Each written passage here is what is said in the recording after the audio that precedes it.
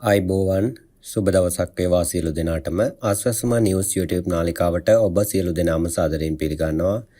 ඉතින් ආස්වාසුම පළවෙනි අදියර සහ දෙවන අදියර කියන අදියර දෙකටම වැදගත් වෙන වීඩියෝවක් තමයි අද අපි අරන් ඉන්නේ. ඉතින් ආස්වාසුම වැඩි කරන්න අනුමත වෙලා තියෙනවා. ආස්වාසුම සුබ සාධක ගෙවීම් යෝජනා ක්‍රමය යටතේ දැනට ගෙවනු ලබන ප්‍රතිලාභවල වටිනාකම් ඉහළ නංවමින් එම යෝජනා ක්‍රමය සංශෝධනය කිරීම පිණිස අමාත්‍ය මණ්ඩල රැස්වීමේදී අනුමැතිය ලබා දී තිබෙනවා. ඒ අනුව සංශෝධිත ආස්වාසුම සුබ සාධක ප්‍රතිලාභ ගෙවීමේ යෝජනා ක්‍රමය අංක 24/29 ඇල ඉරක් අංක 2 දරන හා 2025 3/24 දිනති අතිවිශේෂ ගැසට් නිවේදනය මගින් ප්‍රකාශයට පත් කරනු ලැබ තිබෙනවා.